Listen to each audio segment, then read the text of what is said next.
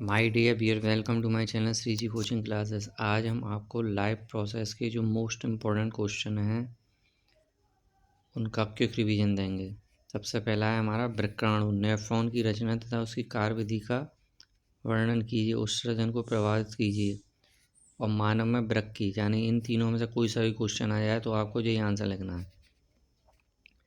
तो शरीर में तरल तथा ऊतकों के संगठन को नियमित करने के लिए जंतु शरीर से नाइट्रोजनी वज्र पदार्थों का निष्कासन उत्सर्जन कहलाता है। मतलब हमारी बॉडी में जितने भी नाइट्रोजन से रिलेटेड पदार्थ होते हैं उनको बाहर करना हमारा उत्सर्जन कहलाता है। अब देखिए आप, हमारा एक वृक्का नेफ्रॉन होता है, उसका ये चित्र है, तो आप इसको देखना ढंग से। ये हमारी नलिका है, ये समीपस्थ है, ये आरोही नलिका है, ये संग्रह नलिका है, ये अवरोही नलिका है, यह वृक्कशिरा है, ये हेनले लूप है, ये बोमेन संपुट है, और ये वृक्क समूह की शाखा है, यानी कि ये जो गोल है ग्लोमेरुलस, यानी कि जिसमें हमारा ब्लड क्षमता है, और ये बोमेन संपुट है। तो इसमें हम आपको बता देते हैं, वृक्क का निर्माण असंख्य सूक्ष्म कुंडलित वृक्क नलिकाओं से होता है। वृक्क नलिका के दो भाग होते हैं, एक तो मेलपीकी कोश, यानी कि जिसे बोमेन्स कैप्सूल बोलते हैं।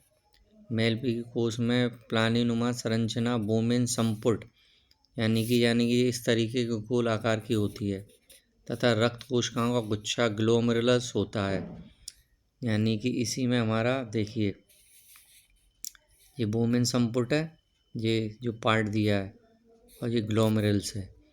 तो मेन इसी का होता है, सारा रक्त कोशिकाओं का गुच्छा होता है। ग्लोमेरुलस में अभिवाही धमनिका रक्त पहुंचाती हैं और अपवाही धमन का ग्लोमेरुल से रक्त वापस ले जाती हैं। फिर इसके बाद हमारी स्रावी नलिका होती है। स्रावी नलिका के तीन भाग होते हैं, प्रथम समीपस्थ कुंडलित भाग हेनले लूप, और अंतिम दूसरा। अब मूत्र निर्माण की क्रिया विधि क्या है। बोमेन में स्थित ग्लोमेरुल्स में रक्त लाने वाली अपवाही धमन, रक्त ले जाने वाली अपवाही धमन चौड़ी होती हैं, इसलिए जितना रक्त ग्लोमेरुल में आता है उतना निकल नहीं पाता है। इससे रक्त का दबाव बढ़ जाता है। इस दबाव के कारण रक्त का तरल भाग छनकर बोमेन संपुट में आ जाता है। इसे नेफ्रिक फिल्ट्रेट कहते हैं। ग्लोमेरुलस से निकलने वाली अपवाही धमन का स्रावी नलिका के मध्य भाग हेनले लूप के चारों ओर एक परिनलिका कोश का जालक बनाती है। जालक की कोशिकाएं परस्पर मिलकर वृक्क सिरकाएं बनाती हैं, और सिरकाएं परस्पर वृक्क सिरा बनाती हैं। बोमेन संपुट में छने तरल में से लाभदायक पदार्थ रक्त कोशिकाओं द्वारा पुनः अवशोषित कर लिया जाता है, और रक्त कोशिकाओं में उत्सर्जित पदार्थ स्रावी नलिका से स्रावित कर दिए जाते हैं, और संग्रह नलिका में पहुंचने वाला तरल मूत्र यूरिन कहलाता है। तो मेन हमारा जो वर्क है वो हमारा क्या होता है, इसमें होता है, देखिए ग्लोमेरुलस है, इसमें हमारा सारा ब्लड आता है, और ब्लड छनकर बोमेन संपुट में जाता है। फिर और जो भी थोड़ा रह जाता है वो छनकर फिर हमारा बाहर हो जाता है।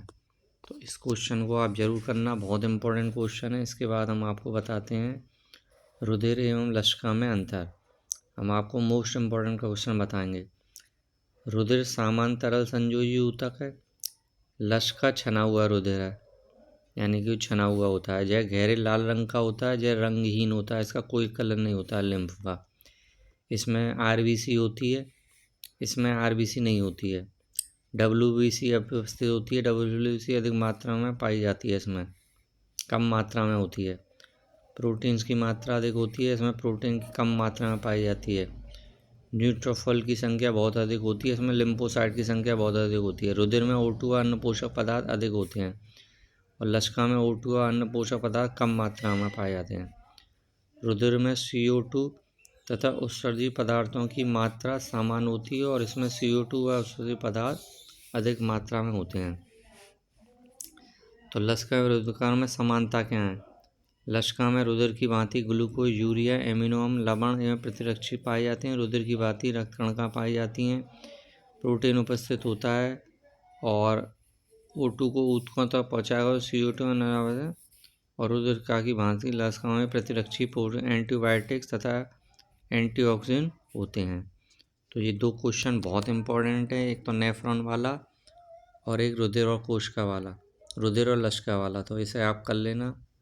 लाइफ प्रोसेस चैप्टर है। Thank you very much.